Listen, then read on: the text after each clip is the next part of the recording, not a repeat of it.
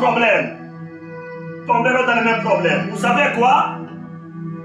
La malédiction de la famille, les liens de la famille, ça marche de génération en génération. Ça peut quitter de l'étape des grands-parents, ça va aux étapes des parents. Ça termine les parents, ça devient aux étapes de vous les enfants. Si vous ne la triomphez pas, si vous ne la coupez pas, vos enfants aussi vont l'hériter. Parce que ça va de génération en génération. J'ai des versets bibliques.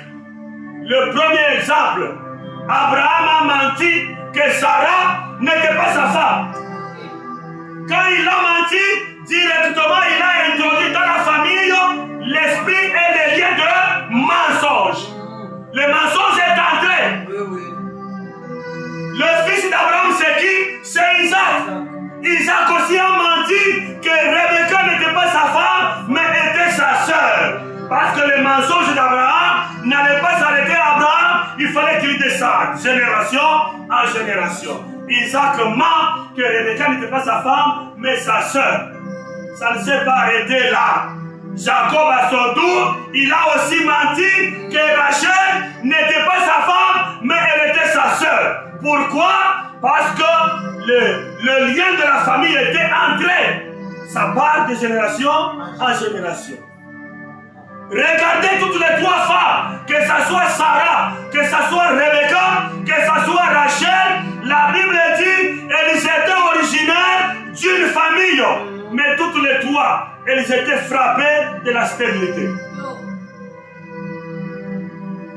Sarah était stérile, Rebecca était stérile, Rachel était stérile. Mais de la même famille, la malédiction de la famille, ça va de génération en génération. Mais si la malédiction d'une famille est entrée dans la famille par un membre de la famille, il faut qu'un autre membre de cette famille-là s'élève pour être déterminé à aller couper ça.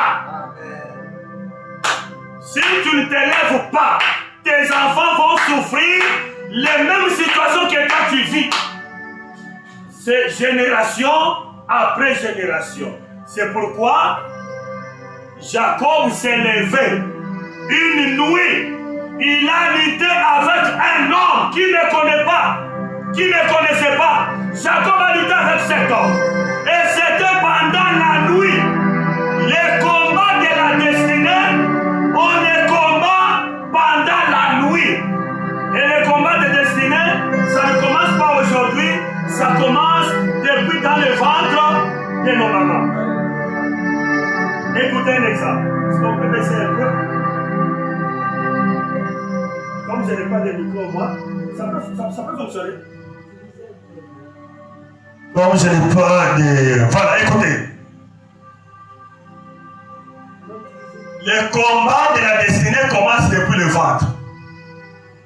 C'est pourquoi, quand Rebecca tombe enceinte, il a commencé à sentir beaucoup de douleur. Dieu vient. Il dit à Rebecca, écoute, tu n'as pas une grossesse comme toutes les autres grossesses. Tu n'as pas une grossesse comme une grossesse ordinaire. Écoute, dans ton ventre, il y a deux peuples. Dans ton ventre, il y a deux nations. Les enfants, tels que nous sommes là, à partir du ventre de nos mamans, nous sommes capables d'écouter ce que papa a dit et ce que maman a dit. Peut-être les mamans qui ont déjà été enceintes peuvent me donner raison. Est-ce que vous avez déjà senti, vous êtes enceinte avec votre bébé dans le ventre? Maintenant, votre mari vient, il n'était pas là depuis le matin. Votre mari vient. Il y a lieu de sentir que même l'enfant qui était dans le ventre bouge. Il fait des mouvements. Surtout s'il a déjà, la grossesse a déjà pris plus de 6 mois. L'enfant peut faire des mouvements. Il fait des mouvements parce qu'il a senti que son père est là. Et c'est comme ça, quand Dieu est descendu pour parler à Rebecca, écoute, tu n'as pas une grossesse comme une grossesse ordinaire, tu as deux peuples et deux nations.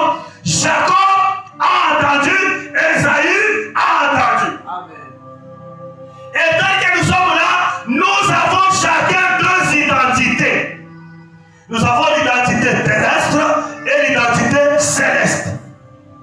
C'est l'identité céleste qui nous